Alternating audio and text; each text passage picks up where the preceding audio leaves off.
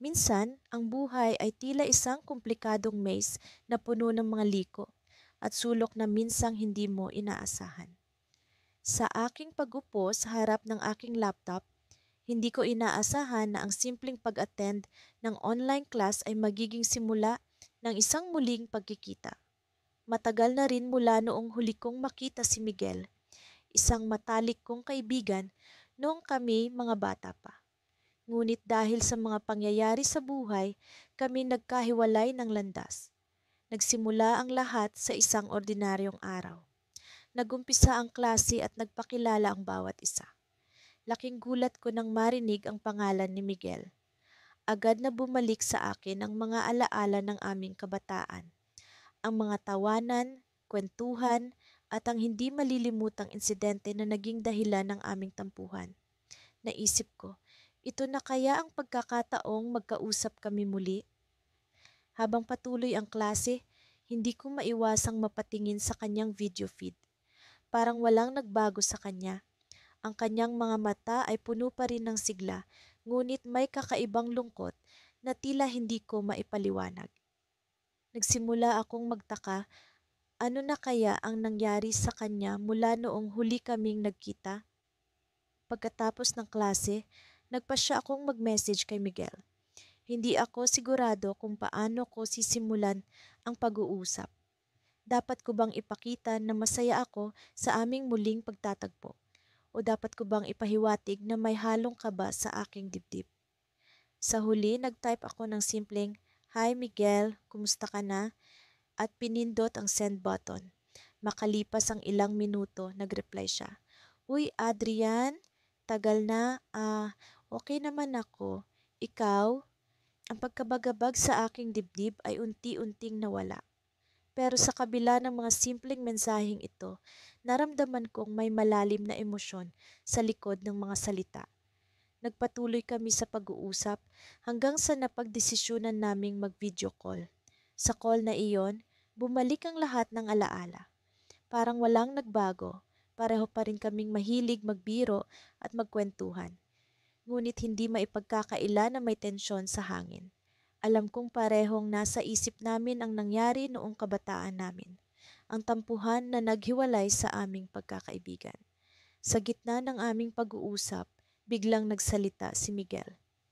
"Adrian, naaalala mo pa ba yung huli nating pagkikita?" Ang tanong na iyon ay tila isang kutsilyo na tumusok sa aking puso. Paano ko ba makakalimutan ang araw na iyon? Ang araw na nagawa kong masaktan ang isang tao na pinagkakatiwalaan ko. Bago ko pa man masagot si Miguel, narinig ko ang isang malakas na kalabog mula sa kabilang linya. Tumigil siya sa pagsasalita at kinabahan ako. "Miguel, ano yon?" Tanong ko habang kinakabahan. Tumahimik siya sandali bago sumagot. "Adrian, kailangan ko muna umalis. May nangyari dito." Hindi ko maipaliwanag ang kaba na naramdaman ko. Ano ang nangyari kay Miguel? Sa kabila ng aming muling pagkikita, tila may misteryo pa rin na bumabalot sa kanya. At sa pagkakataong ito, hindi ko na hayaang mawala pa siya. Handa na akong harapin ang anumang dapat harapin para maibalik ang aming nawalang pagkakaibigan. Ang unang araw ng online class ay maaaring nakakatakot para sa ilan, pero para sa akin, ito ay isang pagkakataon para sa bagong simula. Matagal na mula nang huli kaming nag-usap ni Miguel, ang matalik kong kaibigan noong elementarya. Nagkaroon kami ng hindi pagkakaintindihan at ang distansya ay unti-unting lumalim sa pagitan namin. Hindi ko inasahan na ang online class na ito ang magiging daan para magkita muli kami. Pag-login ko sa virtual classroom, agad kong napansin ang listahan ng mga pangalan sa screen. Isang pangalan ang tumalon sa aking mga mata, Miguel Santos. Hindi ko alam kung paano dapat mag-react. Nagsimula ang klase at unti-unti kong narinig ang boses ng mga kaklase ko, isa-isa silang nagpakilala. Nang dumating ang turn ni Miguel, nagulat ako sa pagbabago sa kanyang boses. Mas matimbang, mas may kumpiyansa, pero may bahid pa rin ng pamilyar na timbre na tila bumabalik sa akin ang mga alaala ng mga tawanan namin noon. Ako si Miguel Santos. Excited na akong makilala kayo at sana maging magkaibigan tayo, sabi niya. At ang kanyang tingin sa kamera ay tila tumago sa screen at diretso sa akin. Nang umabot sa akin ang pagkakataon para magpakilala, hindi ko alam kung paano ko sisimulan. Alam ko na makikilala niya ako sa pangalan ko. Kaya nagsimula akong magsalita. Medyo kinakabahan, ngunit may pag-asang matutuklasan ko kung ano ang nararamdaman niya tungkol sa nakaraan namin. Ako si Julia Reyes. Mahilig ako sa musika at sa pagbabasa. Sana magkaroon tayo ng masayang semester na puno ng bagong kaalaman, sabi ko, at sinubukan kong nangumiti kahit hindi ko alam kung ano ang magiging reaksyon niya. Sa buong sesyon, hindi kami direktang nag-usap, ngunit hindi ko mapigilan ang pagtingin sa kanya sa screen. May mga pagkakataon na tila nararamdaman kong nakatingin din siya sa akin na para bang may hindi nakikitang koneksyon sa pagitan namin. Pagkatapos ng klase, nagdesisyon akong mag-message sa kanya. Nag-type ako ng ilang beses, binura, muling nag-type. Sa huli ang pinili kong ipadala ay simple. Hi Miguel, kumusta? Matagal na tayong hindi nagkausap. Nang makita ko ang notification na Miguel is typing, tila tumigil ang oras. Ano kaya ang sasabihin niya? Paano kaya niya ako tatanggapin matapos ang lahat ng nangyari? Hi Julia, oo nga, matagal na. Kumusta ka na? Ang sagot niya. Simple, pero may init na tila bumabalot sa akin. Nagpatuloy ang aming pag-uusap at unti-unti naming napag-usapan ang mga pagbabago sa buhay namin, ang mga bagong interes at ang mga alaala ng nakaraan. Hindi ko alam na ganito na pala kasaya ang makausap siya muli. Habang tumatagal ang pag-uusap namin, naramdaman kong bumabalik ang dating samahan namin. May mga tawanan, may mga seryosong pag-uusap, at sa bawat pag-uusap ay parang lumalalim ang pag-unawa namin sa isa't isa. Hindi ko akalaing magiging ganito kadali ang lahat. Isang gabi, habang abala ako sa pag-aaral, natanggap ko ang isang mensahe mula kay Miguel.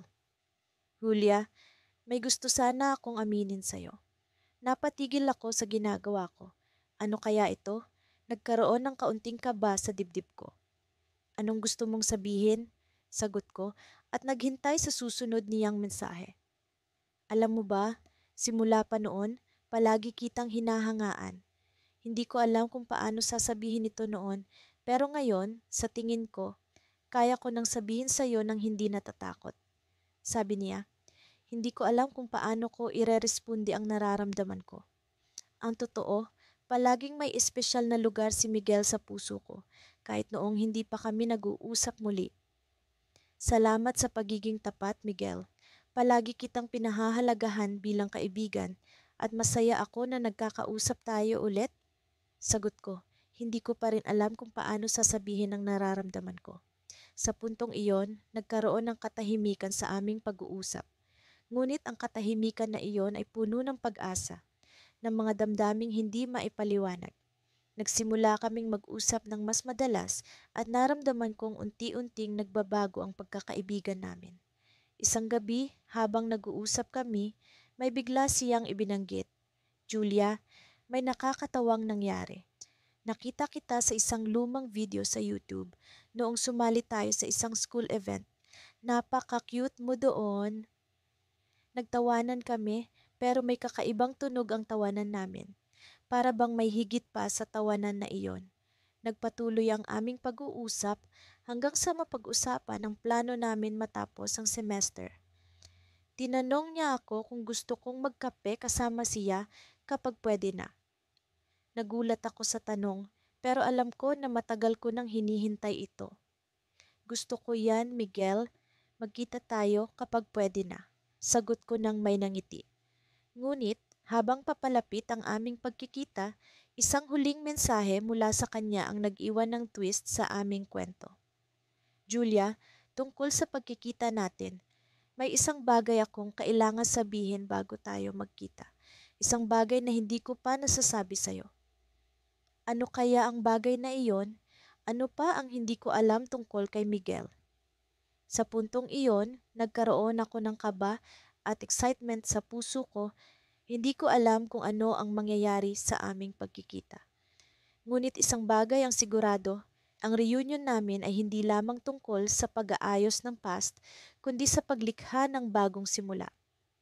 Nagising ako kinabukasan na may kakaibang saya sa puso. Mula nang mangyari ang hindi inaasahang pagkikita namin ni Daniel sa online class, hindi ko maikakaila na tila nabuhay muli ang aming pagkakaibigan na matagal nang natulog. Ang mga alaala ng aming kabataan, mga tawanan at kulitan ay muling bumalot sa aking isipan. Habang naghahanda ako para sa klase, hindi ko maiwasang mag-isip. Ano nga ba ang nangyari sa aming dalawa? Bakit kami nagkahiwalay? Ang mga tanong na ito ay matagal nang bumabagabag sa akin, ngunit hindi ko magawang hanapin ang kasagutan. Siguro'y takot akong malaman ang totoo, o baka naman takot akong harapin ang kanyang mga sagot. Pagdating ng klase, agad kong binuksan ang laptop at nag-login sa Zoom. Isa-isa nang pumapasok ang mga kaklase at hindi nagtagal ay nakita ko si Daniel. Nginitian niya ako, ang nangiting iyon na palaging nagdudulot ng kaunting kilig sa akin. Naging masaya ang talakayan sa klase, ngunit ang mga mata namin ay tila may sariling usapan. Pagkatapos ng klase, nagchat siya sa akin, "Pwede ba tayong mag-usap mamaya?" May halong kaba at saya ang naramdaman ko. Marahil ito na ang pagkakataon para linawin ang lahat ng nangyari sa aming dalawa. Nagpasya kaming mag-video call. Nang bumukas ang kamera, agad kong nakita ang pamilyar na mukha na palaging nagbigay sa akin ng kapanatagan. "Kamusta ka na?" tanong niya na may halong pag-aalala sa tono. "Okay naman," sagot ko. "Ikaw, kamusta na?" "Masaya ako na nakita kita ulit. Hindi ko inaasahan na magiging kaklase kita sa online class," sabi niya na may halong nangiti sa kanyang mga mata. "Ganoon din ako, akala ko hindi na kita makikita ulit." Ang tono ng boses ko'y may halong lungkot, ngunit may kasamang pag-asa. Nagkaroon kami ng mahabang usapan. Nagsimula ito sa mga simpleng bagay tungkol sa mga klase, sa mga guro at sa mga bagong kaibigan. Unti-unti na ibalik ang dating sigla ng aming usapan. Ngunit sa likod ng mga tawanan, nararamdaman ko ang bigat ng tanong na matagal nang nakatago sa aking isipan. "Daniel, matagal ko nang gustong itanong ito sa'yo. Ano ba talaga ang nangyari sa atin?" Sa wakas, nabigkas ko ang tanong na matagal ko nang iniiwasan. Nagkaroon ng katahimikan. Kitang-kita ko ang pag-aalala sa kanyang mukha. Hindi ko alam kung paano niya sasagutin ang tanong ko. "Alam mo, hindi rin madali sa akin ang nangyari. Nagsimula ito nang lumipat kami ng bahay at nag-transfer ako sa ibang eskwelahan. Naging mahirap para sa akin ang lahat ng adjustment at sa tingin ko ay hindi ko rin nagawang ipaalam sa iyo ang lahat ng nangyayari." Sa kanyang pag-amin, naramdaman ko ang kanyang pagkalungkot. "Hindi ko alam na ganoon pala ang nangyari. Akala ko may nagawa akong mali kaya unti-unti kang lumayo." "Hindi, hindi ikaw ang may kasalanan. Siguro pareho tayong naging biktima ng sitwasyon. Sa pagkakaalam ko, ang lahat ng iyon ay nagdulot ng takot sa akin na baka hindi na tayo magiging magkaibigan." Nagpatuloy ang aming usapan. Naging mas malinaw ang lahat at sa wakas naibsan ang bigat ng katanungan sa aking puso. Sa kabila ng mga pagsubok, naramdaman ko ang muling pagbuo ng aming pagkakaibigan, isang koneksyon na tila hindi kayang sirain ng panahon. Ngunit sa kabila ng lahat ng saya ng muling pagkakaibigan, may isang bagay na hindi ko inaasahan. "Alam mo ba, may isa pang dahilan kung bakit ako lumayo noon," sabi ni Daniel na may halong pag-aalala sa kanyang boses. "Bakit?" tanong ko na puno ng paghihintay para sa kanyang kasagutan. "May isang tao na naging bahagi ng buhay ko at sa tingin ko, siya ang dahilan kung bakit nagkaroon ng lamat ang ating pagkakaibigan." Nagulat ako sa kanyang sinabi. "Sino ang taong ito At ano ang naging papel niya sa pagkakaiba ng aming landas? Sa aking isipan, nagkaroon ng maraming tanong na kailangan ng kasagutan. Daniel, sino siya? Tanong ko na may halong kaba sa aking boses. Siya ay isang kababata rin natin. Siya ang dahilan kung bakit ako lumayo. Pero hindi ko siya kayang talikuran, hindi ko siya kayang iwan. Nagpatuloy pa ang kwento ni Daniel, ngunit ang kanyang mga salita ay nagbigay ng bagong twist sa aming kwento. Sino ang taong ito? Ano ang naging papel niya sa buhay ni Daniel? Ang mga tanong na ito ay nagbigay ng bagong direksyon sa aming kwento.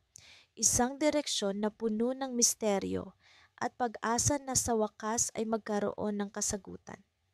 Sa kabila ng lahat, ang aming pagkakaibigan ay nagpatuloy. Ngunit sa likod nito, nagkaroon ng bagong yugto na kailangan naming harapin. Isang yugto na puno ng pagkakaibigan, pagmamahalan at pag-unawa sa mga hindi inaasahang twist ng buhay. Isang linggo na ang nakalilipas mula nang magkita kami ni Lara sa online class. Hindi ko maipaliwanag ang halo-halong damdaming naramdaman ko nang makita ko siyang muli. Sa loob ng maraming taon, sinubukan kong kalimutan ang sakit ng aming alitan, ngunit sa loob-loob ko, palagi kong hinangad na magkaroon ng pagkakataong magkabati kami. Habang patuloy ang mga online classes namin, unti-unti kaming nag-usap ni Lara. Nagsimula ito sa simpleng hello sa chatbox hanggang sa nauwi sa pagme-message sa isa't isa sa messenger. Napansin ko ang pagbabago sa kanya. Mas kalmado na siya ngayon, mas madali na siyang kausap at tila mas mature na sa kanyang pananaw sa buhay. Musta ka na, Dan? Isang gabi, walang pasubaling nag-pop up ang mensahe ni Lara sa cellphone ko. Okay naman, ikaw? Sagot ko, sinubukan kong huwag ipakita ang kaba sa aking mga salita. Okay din. Alam mo, naisip ko lang, hindi ko na maalala kung bakit tayo nag-away dati. Sabi niya, may kasamang laughing emoji. Napangiti ako. Ako rin, parang ang babaw lang ng lahat. Siguro nga, sagot niya, baka naman panahon na para kalimutan natin yon. Oo nga, Lara, matagal ko na rin gustong sabihin sa'yo na, saya ko na nagkita tayo ulit. Pagtatapat ko, medyo kinakabahan pa rin. Same here, tugon niya. Alam mo, Dan, napagtanto ko na importante ka pala sa buhay ko. Na-miss ko yung mga tawanan natin dati. Sa puntong iyon, parang bumalik lahat ng alaala. Ang mga tawanan sa ilalim ng mga puno, ang mga simpleng usapan sa kantin, ang mga pangarap na sabay naming binubuo. Ramdam kong pareho naming pinangarap na bumalik sa dati. Lumipas ang mga araw, mas lumalim ang mga usapan namin ni Lara. Napag-usapan namin ang mga plano sa buhay, mga pangarap, at pati na rin ang mga natutunan sa nakaraan. Naging mas madali ang lahat dahil sa mga modernong teknolohiya. Kahit nasa magkabilang dulo kami ng mundo, tila ba wala ng distansya sa pagitan namin. Isang gabi, habang nag-uusap kami sa video call, biglang naputol ang usapan dahil sa pagkawala ng kuryente sa bahay namin. Nagpanik ako, hindi ko alam kung paano siya aabutin para ipaalam na may aberya. Pero sa kabila ng lahat, may kakaibang sigla akong naramdaman. Parang may kung anong magandang mangyayari. Kinabukasan, pagbalik ng kuryente, nahanap ko ang mensahe ni Lara. Dan, I have something to tell you. It's important. Mabilis akong nag-reply. Ano yun, Lara? Sorry, nawalan ng kuryente kagabi. Okay lang. Actually, Dan, I wanted to ask if we could meet in person. I think it's time. Nagulat ako sa kanyang mensahe. Sa kabila ng kasiyahan na nadama ko, may kaba rin. Hindi ko alam kung ano ang dapat kong maramdaman. Pero alam kong hindi ko palalampasin ang pagkakataong ito. Sige, kailan mo gustong magkita? Sagot ko, tila ba may halong excitement at kaba ang bawat pagtipa ko sa keyboard. Next weekend, sa dati nating tambayan? Alok niya. Sige, kita tayo. Habang papalapit ang araw ng pagkikita namin, hindi ko mapigilang mag-isip ng iba't ibang senaryo. Paano kung awkward? Paano kung hindi na kami magkasundo gaya ng dati? Ngunit sa kabila ng lahat ng ito, may bahagi ng puso ko na nagsasabing magiging maayos ang lahat. Dumating ang araw ng aming pagkikita. Dumating ako ng mas maaga sa dati naming tambayan, isang maliit na parke sa gilid ng bayan. Naupo ako sa parehong bangko kung saan madalas kaming magkulitan noon. Habang hinihintay ko siya, hindi ko maiwasang mapansin ang mga pagbabago sa paligid. Ang mga puno ay tila mas lumago na, at ang mga batang naglalaro ay tila mga bagong mukha na. Ilang minuto pa ang lumipas bago ko siya nakita. Papalapit siya, may dalang maliit na kahon. Sa kabila ng mask na suot niya, kita ko ang nangiti sa kanyang mga mata. Tumayo ako at sinalubong siya ng mahigpit na yakap.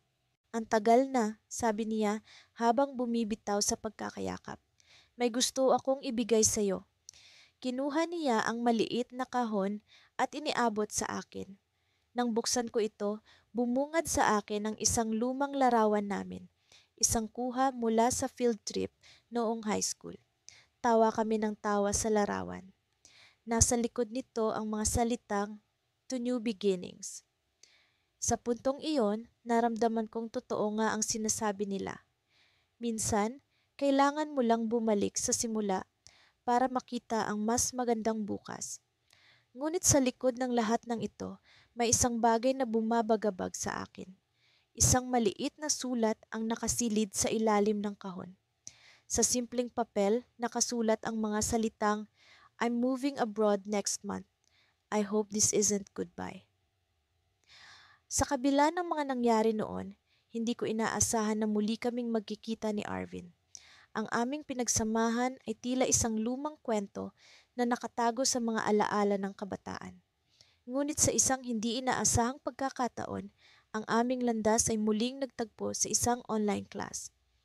Ang aming mga pangalan ay magkatabi sa listahan ng mga estudyante. Hindi ko alam kung ano ang mararamdaman, tuwang pinaghalong kaba o kaba na may halong tuwa. Sa unang pagkakataon na muli kong narinig ang boses niyang tumatawag kay Miss Garcia, ang aming guro sa klase na ito, bumalik sa akin ang lahat ng alaala. Ang mga tawanan, ang mga tampuhan, at ang hindi pagkakaintindihan na naging dahilan ng aming paghihiwalay. Ngunit ganoon yata talaga ang buhay. Mga bagay-bagay na hindi natin inaasahang mangyari ay biglang sumulpot sa harapan natin. Sa unang mga linggo ng klase, pilit kong iniwasan ng makipag-usap kay Arvin. Hindi ko alam kung paano ko siya kakausapin. Hanggang sa isang araw na hindi ko inaasahan, siya mismo ang nagpadala ng private message sa akin. "Kamusta, Leia?" Tanong niya. Napatingin ako sa screen ng laptop ko, hindi sigurado kung ano ang isasagot. Ang dami kong gustong sabihin, pero sa huli, nag-reply lang ako ng isang simpleng, "Mabuti naman, ikaw?" Ang simpleng pag-uusap na iyon ay naging tulay upang unti-unti naming buuin ang muli naming pagkakaibigan. Mula sa mga tanong tungkol sa assignments, nauwi kami sa pag-uusap ng mga bagay na nangyari sa aming buhay sa nakalipas na taon. Unti-unti kong naramdaman ang dating Arvin na kilala ko, ang kaibigan kong palaging nandyan, handang makinig, handang umintindi. Isang gabi, habang kami ay nag-uusap sa video call, bigla niyang binitiwan ang tanong na matagal ko nang inaasahan. "Leia, naaalala mo ba yung huling alitan natin?" Hindi ko alam kung paano ko siya sasagutin. Ang sakit ng nakaraan ay tila sariwa pa rin, ngunit alam kong ito na ang pagkakataon upang ayusin ang mga hindi pagkakaintindihan. "Oh, Arvin," sagot ko, "naaalala ko pa." Mahaba ang katahimikan na sumunod sa sagot kong iyon. Sa kabila ng distansya, nararamdaman ko ang kanyang pag-aalinlangan, ang kanyang takot na baka hindi ko siya patawarin. "Alam mo, matagal ko nang gustong humingi ng tawad," sabi niya. "Masyado akong naging mapusok noon at hindi ko naisip ang mararamdaman mo." Hindi ko inaasahan ang biglang pag-amin ni Arvin. Sa totoo lang, hindi ko rin alam kung paano ko siya patatawarin. Ngunit sa kabila ng hindi pagkakaintindihan, Alam kong mahalaga siya sa akin. Mahalagang bahagi siya ng aking buhay, ng aking kabataan. Kaya pinili kong ibaba ang aking pader at patawarin siya. Oo, Arvin, sagot ko. Pinapatawad kita. Sana, mapatawad mo rin ako sa mga nagawa ko. Mula sa simpleng pag-uusap na iyon, muli naming nabuo ang aming pagkakaibigan. Ngunit sa hindi inaasahang pagkakataon, may isang bagay na bumabagabag sa akin. Isang bagay na hindi ko alam kung paano ko haharapin. Isang gabi, bigla akong nakatanggap ng mensahe mula kay Arvin. Leia, may gusto akong sabihin sa'yo, sabi niya. Matagal ko nang nararamdaman ito, pero natatakot akong sabihin sa'yo. Hindi ko alam kung ano ang ibig niyang sabihin, ngunit may kaba sa dibdib ko habang hinihintay ko ang kanyang susunod na mensahe. Ano kaya ang gusto niyang sabihin? Baka ito na ang simula ng isang bagay na hindi ko inaasahan. At sa wakas, dumating ang mensahe na bumago sa lahat. Leia, mahal kita. Napatigil ako. Hindi ko alam kung ano ang mararamdaman. Ang aming pagkakaibigan ay tila isang malaking tanong ngayon. Ang damdaming iyon ba ay totoo? O isa lamang ba itong pagkakamali na dulot ng aming muling pagkikita? Sa kabila ng lahat, isang bagay ang malinaw. Narito ako sa isang sitwasyon na hindi ko inaasahan. Isang sitwasyon na kailangan kong pag-isipan ng mabuti. Paano ko haharapin ang damdaming ito? Paano ko sasagutin si Arvin? Sa pagkakaibang ito, hindi ko alam kung saan hahantong ang aming kwento. Ngunit isang bagay ang sigurado. Sa bawat pagliko ng aming landas, ako'y handang harapin ang mga pagbabago. Handang tuklasin ang mga posibilidad. Ngunit sa ngayon, kailangan kong malaman kung ano ang nasa puso ko at kung paano ko haharapin ang damdamin ni Arvin. Sa gitna ng lahat ng ito, may isang tanong na bumabagabag sa akin. Paano kung ito na ang simula ng isang bagong kabanata sa aming kwento? Hindi ko inakalang magigising ako sa umagang iyon na may kakaibang pakiramdam. Ang araw ay tila mas maliwanag kaysa karaniwan, at ang hangin ay may dalang kakaibang lamig na nagdadala ng mga alaala mula sa nakaraan. Matapos ang mga nangyari sa aming online class kung saan hindi namin inaasahang magkikita muli ni Daniel, naging mas komplikado ang lahat. Sino ba naman ang mag-aakala na ang dati kong matalik na kaibigan ay magiging bahagi muli ng buhay ko sa ganitong paraan? Pagbukas ko ng laptop, agad akong binati ng notification mula sa aming group chat sa klase. Nag-uusap ang lahat tungkol sa susunod na group project at natural na kasama roon si Daniel. Wala sa loob kong napangiti habang binabasa ang mga mensahe niya. Sa kabila ng naging lamat sa aming pagkakaibigan noon, heto kami ngayon, tila unti-unting nagbabalik ang dating samahan. Hey, Ana, may oras ka ba mamaya? Gusto sana kitang makausap tungkol sa project natin. Mensahe ni Daniel. Hindi ko alam kung bakit, pero biglang bumilis ang tibok ng puso ko. Sure, Daniel, ano oras ka available? Mga 4 p.m.?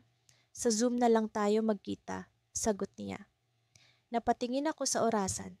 May ilang oras pa bago mag-apat, kaya't nagdesisyon akong maghanda muna ng mga gagamitin para sa project. Ngunit sa totoo lang, hindi iyon ang laman ng isip ko.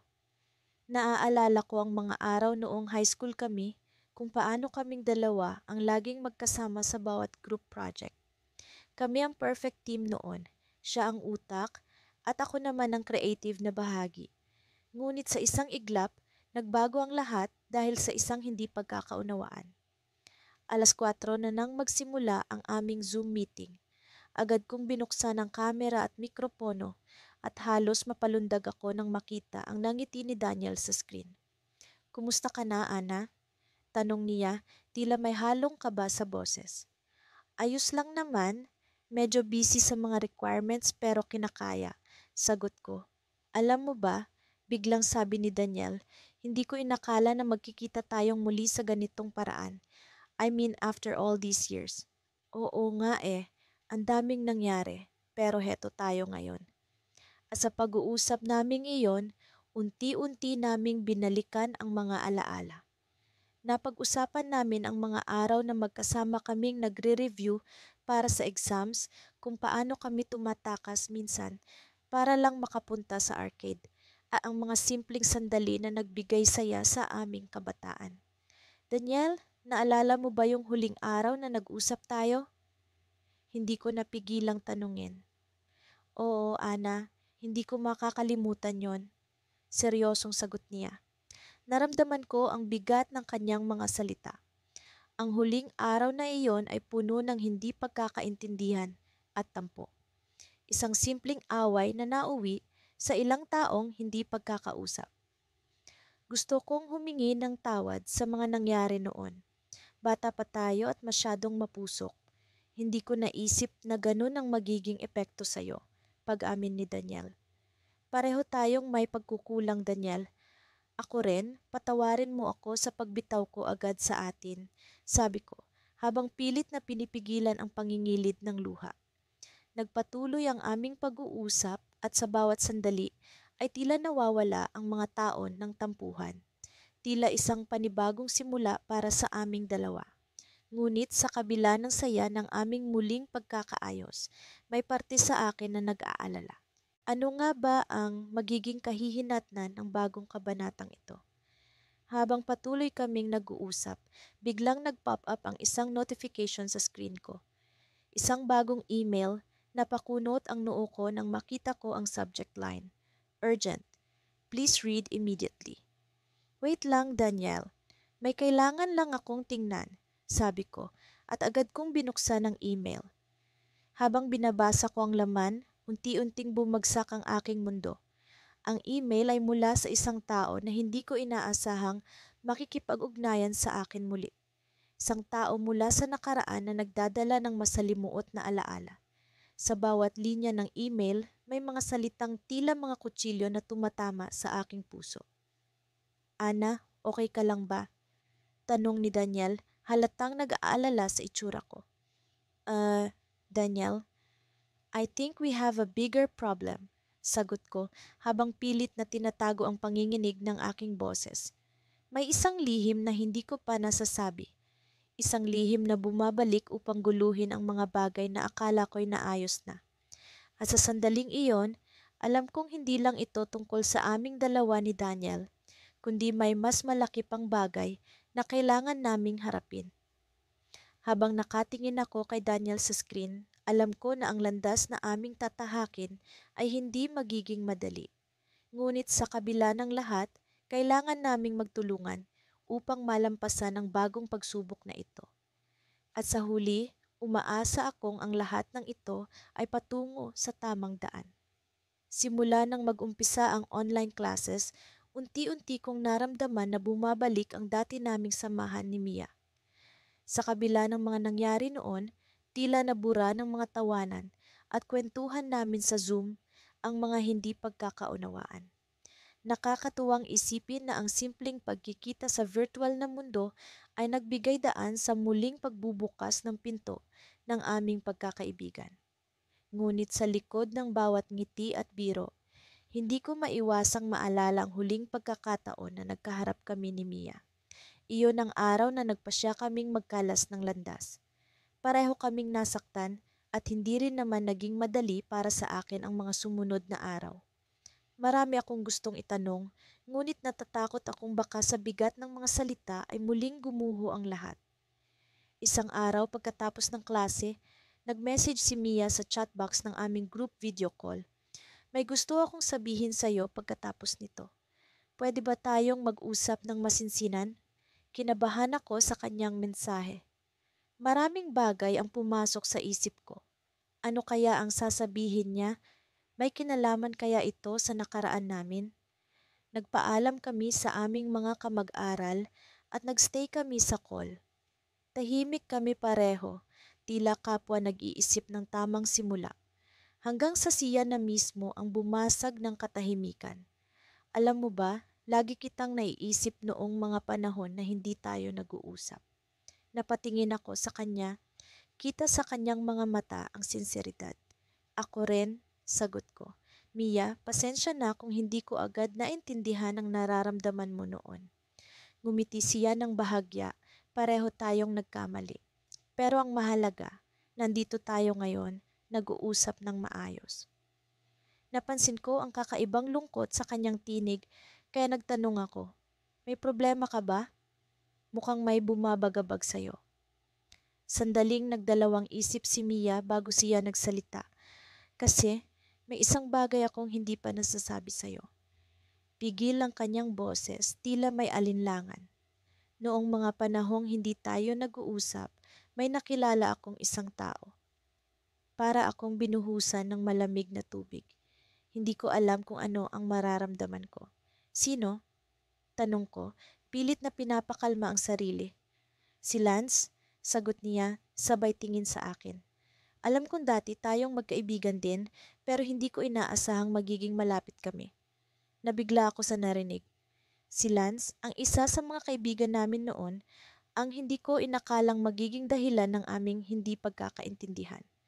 So anong ibig mong sabihin? Tanong ko, kahit may ideya na ako sa magiging sagot. Nagkahiwalay na kami? Simpleng sagot niya na may kirot sa kanyang tinig. At hindi ko alam kung tama bang sabihin ko to, pero ayokong itago sa'yo. Hindi ko alam kung ano ang isasagot ko. Gusto kong sabihin sa kanya na okay lang, na naiintindihan ko siya. Pero tila may bumabara sa aking lalamunan. Nahihirapan akong tanggapin na sa kabila ng lahat, may bahagi pa rin ng aming kwento ang hindi ko alam. Habang nag-iisip ako ng sasabihin, biglang nag-pop up ang isang notification sa aking screen. Isa itong email mula kay Lance na matagal ko nang hindi nakakausap. Hindi ko alam kung bakit bigla siyang nag-email, pero may kutob akong may kinalaman ito sa aming tatlo. Binuksan ko ang email habang patuloy na nag-uusap si Mia. Hindi ko alam kung nahahalata niyang hindi ako nakikinig ng buo. Ang laman ng email ay maikli pero matindi. Kailangan nating mag-usap. May nalaman ako tungkol kay Mia. Nabigla ako at hindi ko alam kung paano ko ito ipapahayag kay Mia. Sa puntong iyon, may dalawang taong mahalaga sa akin ang parehong nagdadala ng misteryo. Alam kong kailangan ko ng oras para matimbang ang lahat ng ito. Mia, sabi ko, pilit na isinasalba ang usapan. Siguro kailangan natin ng oras para ayusin ang lahat ng to. Hindi ko man alam lahat, pero gusto kong malaman. Gusto kong makamove on tayo pareho. Tumango siya, bagamat kita kong pag-aalala sa kanyang muka. Oo, siguro nga. Salamat at naiintindihan mo. Ngunit sa kabila ng lahat ng pag-uusap na iyon, ramdam ko ang bigat ng nalalapit na pagsabog ng katotohanan. Anong nalaman ni Lance at papaano nito maaapektuhan ang muling pagbuo ng aming pagkakaibigan ni Mia? Sa kabila ng pagtatapos ng aming usapan, naiwan akong puno ng tanong. Alam kong kailangan kong harapin ito, ngunit sa ngayon, tila ang tanging magagawa ko ay maghintay. Ang muling pagkikita namin ni Mia ay tila isang Pandora box na unti-unti kong binubuksan. At ang laman nito, hindi ko alam kung handa na akong makita. Muli kong sinilip ang aking laptop habang nag-aayos ng mga gamit para sa online class. Hindi ko pa rin maisip na sa simpleng paglogin ko sa virtual classroom ay babalik ang mga alaala ng nakaraan. Nakangiti ako habang iniisip ko ang mga oras na kasama ko si Mia, ang matalik kong kaibigan noong elementarya. Hindi ko inaasahan na muling magkikita kami sa ganitong paraan sa isang digital na mundo. Matagal na kaming hindi nagkikita at sa totoo lang, nagkaroon kami ng hindi pagkakaunawaan bago kami tuluyang nawalan ng komunikasyon. Habang nag-aayos ng aking mga libro, biglang pumasok si Mia sa virtual chat ng klase. Agad kaming nagkatinginan sa screen at sa isang iglap, bumalik ang lahat ng alaala, ang tawanan, ang mga sikreto at ang mga munting tampuhan. Naramdaman ko ang kaba sa aking dibdib, ngunit may halo itong saya. Sa wakas, ito na ang pagkakataon para makapag-usap kami ng maayos, hindi lamang bilang mga estudyante, kundi bilang magkaibigan. Nagsimula ang klase at nagpatuloy ang lektura ng aming guro. Ngunit sa likod ng mga aralin, nag-aabang ako ng pagkakataong makausap si Mia. Sa kabila ng aming mga pagkakaiba noon, hindi ko maipagkakaila na namimiss ko ang aming samahan. Nang mag-break mula sa klase, hindi ko napigilang mag-message kay Mia. Mia, kumusta na? Ang tagalan na nating hindi nagkikita. Bungad ko sa kanya. Nagulat ako sa bilis ng kanyang sagot. Oo nga, Kyle. Hindi ko inaasahan na magkikita tayo ulit. Sana okay ka lang. May kakaibang init na nagmula sa mga simpleng salitang iyon. Nakita ko ang kanyang ngiti sa screen, isang ngiting puno ng pag-asa at pag-unawa. Dati, ang mga ngiting iyon ang sumasagot sa lahat ng aking tanong. Hindi ko na napigil ang aking sarili na itanong ang matagal ko nang gustong itanong. Mia, pwede ba tayong mag-usap pagkatapos ng klase? May gusto akong linawin tungkol sa nangyari dati. Hindi siya nagdalawang isip. Sige Kyle, matagal ko na rin gustong sabihin sa'yo ang lahat. Pagkatapos ng klase agad kaming nag-video call. Hindi ko alam kung paano sisimula ng pag-uusap, ngunit ang kanyang presensya ay sapat na para mapawi ang lahat ng pag-aalala ko. Nag-usap kami tungkol sa mga hindi pagkakaintindihan at mga nasabing salita noon. Sa bawat kwento, sa bawat pag-amin, unti-unting nabubuo ang mga sirang bahagi ng aming pagkakaibigan. Alam mo, Kyle, akala ko noon hindi mo ako maintindihan. Pero ngayon, naiisip ko na baka hindi ko rin talaga naipaliwanag ng maayos ang sarili ko. Pag-amin ni Mia at nakita ko sa kanyang mga mata ang sinseridad. Pareho tayo, Mia. Siguro nga, pareho lang tayong naging bata at hindi alam ang tamang paraan para magpatawad. Pero ang mahalaga, nandito tayo ngayon, handang mag-ayos. Tugon ko, habang unti-unting bumabalik ang dati naming samahan. Nagpatuloy ang aming kwentuhan at sa bawat minuto, ramdam ko ang pagbalik ng dati naming koneksyon. Sa simpleng virtual na espasyo, nabuo muli ang aming pagkakaibigan, mas matibay at mas puno ng pag-unawa. Ngunit sa gitna ng aming pag-uusap, biglang may narinig akong kakaibang tunog mula sa aking laptop, isang notification na hindi ko inaasahan. Binuksan ko ang message at nagulat ako sa aking nabasa. Isang mensahe mula sa isang taong hindi ko inaasahan na makakausap ko ulit. Si Alex, ang dating kaibigan na naging sanhi ng hindi pagkakaunawaan namin ni Mia. Mabilis na bumalik ang mga alaala ng nakaraan, ang mga araw na puno ng tensyon at hindi pagkakaintindihan. Hindi ko maipaliwanag ang aking nararamdaman, isang halo ng kaba at pag-aalala. Nagpasya akong sabihin ito kay Mia. Mia, may mensahe si Alex. Hindi ko alam kung anong gagawin ko. Medyo kinakabahan kong bulalas. Natahimik si Mia, ngunit makikita sa kanyang mukha ang determinasyon. Kyle, siguro oras na para harapin ang lahat ng ito. Hindi natin alam, baka makakatulong ito para tuluyang maghilom ang lahat ng sugat. Muli na namang bumalik ang kaba, ngunit sa kanyang mga salita ay nakaramdam ako ng tapang. Sa aming muling pagkakaibigan, alam ko na hindi ko na kailangang harapin ang lahat ng ito ng mag-isa. Ngunit sa dulo ng aming pag-uusap, nag-iwan ito ng isang tanong. Ano nga ba ang gusto ni Alex at paano ito makakaapekto sa bagong simula namin ni Mia? Habang pinipindot ko ang open message, alam kong ito na ang simula ng isang bagong kabanata. Isang kabanata na puno ng mga posibilidad, ng mga bagong kaibigan at ng mga bagong pagsubok. Ngunit sa bawat pagsubok, sigurado akong handa kaming dalawa ni Mia na harapin ito, na magkatuwang tulad ng dati. Naaalala ko pa ang unang beses kong makilala si Lila noong kami ay nasa ikalimang baitang, para siyang tala sa madilim na kalangitan ng aking kabataan. Noon, binuo namin ang isang pangako na kahit anong mangyari, hindi kami mawawala sa isa't isa. Kaya't nang muling nag-cruise ang aming landas sa isang online class noong kolehiyo, hindi ko alam kung ito'y muling pagkakataon o isang pagsubok. Sa umpisa, may ilang pagkailang at pananabik sa aming mga boses. Umuusad ang klase na puno ng mga tanong at diskusyon. Subalit sa likod ng aking isipan, hindi ko maiwasang mag-isip kung ano ang naging dahilan ng aming hindi pagkakaintindihan noon. Sa gitna ng isang breakout session, nagkaroon kami ng pagkakataon ni Lila na mag-usap. Para bang ang mundo ay nagbigay daan sa amin upang ayusin ang anumang gusot na naiwan ng nakaraan. Lila, simula ko, bagamat may kaunting kaba sa aking dibdib, matagal na tayong hindi nagkikita. Alam kong may nangyari sa atin noon, pero hindi ko na maalala ang eksaktong dahilan. Tumigil siya sa pag-type ng kanyang notes at tumingin sa screen, tila ba tinititigan niya ako sa kabila ng mga pixel. Ikaw rin, Marco. Hindi ko rin maintindihan kung paano tayo nagkahiwalay. Siguro naging abala lang sa kanya-kanyang buhay.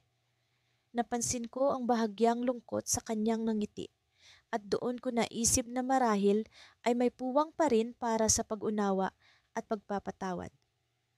Gusto kong malaman mo na masaya akong makita kang muli at kung maaari, sana'y simulan natin ang bagong yugto ng ating pagkakaibigan. Nakangiti siya habang tumango. Oo, Marco, gusto ko rin iyon. Sa gitna ng aming usapan, napansin kong may bago sa kanyang paligid. Isang maliit na alagang aso ang biglang sumulpot sa kanyang screen. Tila ba sabik makilala ako. Sino naman yan? Tanong ko, sabay turo sa munting nilalang. Ah, siya si Luna, sagot niya habang pinupulot ang aso at pinapakita sa akin. Naging kasama ko siya nitong mga nakaraang taon. Isa siya sa mga naging katuwang ko sa mga panahong mag-isa lang ako. Napangiti ako, ngunit hindi ko maiwasang makaramdam ng kaunting kirot sa aking puso.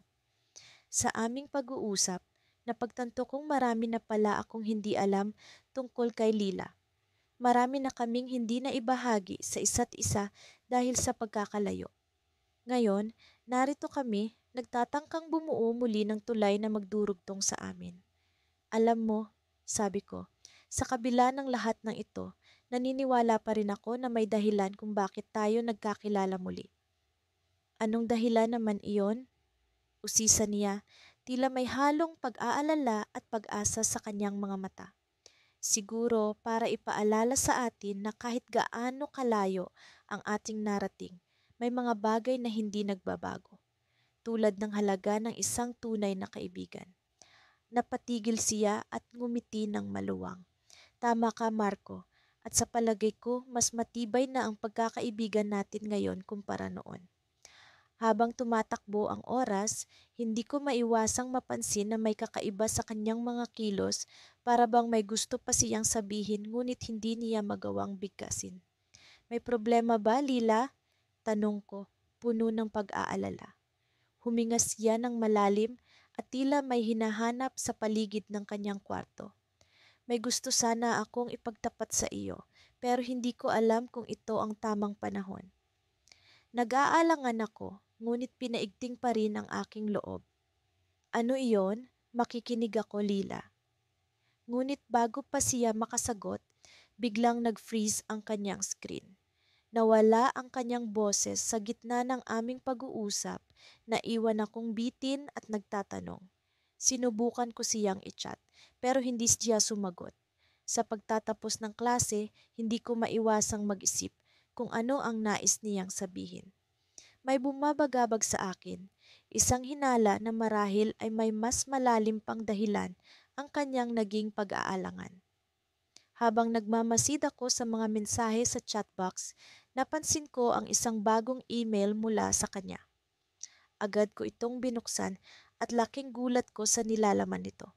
Marco, may kailangan akong ipagtapat. Matagal ko na itong itinatago, pero panahon na para malaman mo. Sana'y handa ka. Ang mga salitang ito ay naghatid sa akin ng halo-halong emosyon, kasabikan, kaba at takot. Ano kaya ang lihim na iyon? At handa ba talaga akong malaman ang buong katotohanan? Sa puntong iyon, napagtanto kong ang aming pagkakaibigan ay nasa bingit ng isang bagong simula, isang kabanatang puno ng mga tanong at posibilidad. Sa kabila ng lahat, alam kong hindi ko kayang mawala muli si Lila. Ngunit ang tanong, Handa ba akong malaman ang katotohanan na maaaring magbago sa lahat? Ilang linggo na ang nakalipas mula nang magsimula ang aming online class at sa bawat araw na lumilipas, lalong lumalalim ang aming ugnayan ni Mia. Hindi ko inaasahan na ang simpleng pagkikita namin sa virtual na mundo ay magdadala sa amin ng ganitong klaseng koneksyon. Isang umaga, habang ini-scroll ko ang mga mensahe sa group chat ng aming klase, napansin kong may bagong mensahe mula sa kanya. "Hey, Jake, pwede ba tayong mag-usap mamaya pagkatapos ng klase?" Ang mensaheng iyon ay tila may halong kaba at pananabik.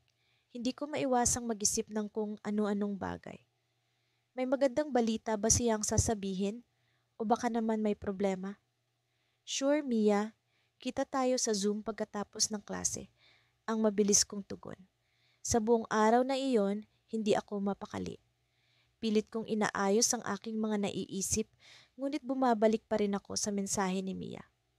Ano kaya ang gusto niyang pag-usapan? Dumating ang oras ng aming usapan. Nakaupo ako sa harap ng aking laptop, hinihintay ang pag-appear ng kanyang mukha sa screen.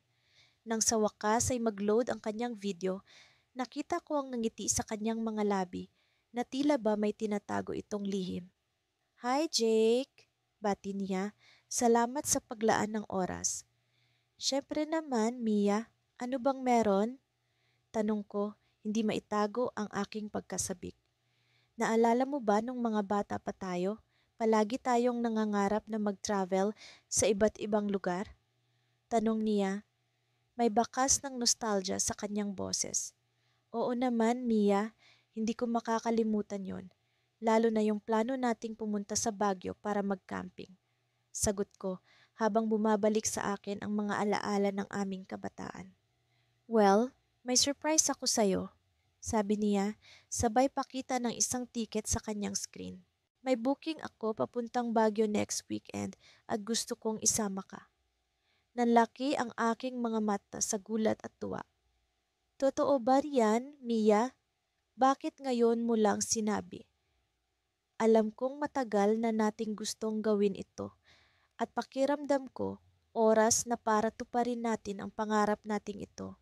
Paliwanag niya, ang kanyang mga mata ay puno ng kasiyahan. "Nakakagulat ka talaga. Pero bakit ngayon?" Tanong ko, nais malaman ang dahilan ng biglaang plano. "Alam mo, Jake, matagal ko nang gustong sabihin sa iyo ito. Gusto kong magkaayos na tayo, hindi lang bilang magkaibigan, kundi bilang mga taong may espesyal na koneksyon." Inamin niya, may halong pag-aalala. Napabuntong hininga ako. "Mia, alam kong nagkaroon tayo ng hindi pagkakaintindihan noon, pero hindi ko inakalang magiging ganito tayo kalapit ulit." Ngunit bago pa man ako makapagsalita pa, bigla siyang nagsalita. "Jake, may isa pa akong aaminin," sabi niya, may pag-aalinlangan sa kanyang tinig. "Ano yon, Mia?" Tanong ko, habang ang puso ko'y tila ba tumatalon sa kaba. "Sa totoo lang, hindi lang ito basta-bastang trip. May mga bagay akong kailangan gawin sa Baguio na hindi ko pa nasasabi sa'yo." Ang kanyang boses ay biglang naging seryoso. Naghintay ako ng karugtong, ngunit bigla na lamang nagputol ang koneksyon at nag-freeze ang kanyang video. Naiwan akong tulala at nagtataka. Ano kaya ang hindi niya nasabi? At bakit tila may lihim siyang itinatago? Habang nakatitig sa screen, napuno ng iba't ibang tanong ang aking isip. Hindi ko alam kung ano ang susunod na mangyayari. Ngunit isa lang ang sigurado. Hindi ko hahayaang matapos ang kwentong ito nang hindi ko nalalaman ang buong katotohanan. Sa kabila ng liwanag ng araw na pumapasok sa aking silid, dama ko pa rin ang lamig ng gabing hindi ko nagawang matulog ng maayos. Hindi ko maialis sa isipan ang mga nangyari kahapon sa aming online class. Matapos ang ilang taon, hindi ko inakalang makikita kong muli si Alex. Ang kaibigan kong hindi ko na muling nakausap mula nang magtapos kami ng elementarya. Noon ay parang isang kulog ang aming alitan, mabilis at walang babala. at nagpatuloy na hindi na kami nagkaroon ng pagkakataong magkausap muli. Nagsimula ang online class na iyon na parang isang ordinaryong araw. Nakaupo ako sa harap ng laptop, handa sa mga leksyon at mga diskusyon.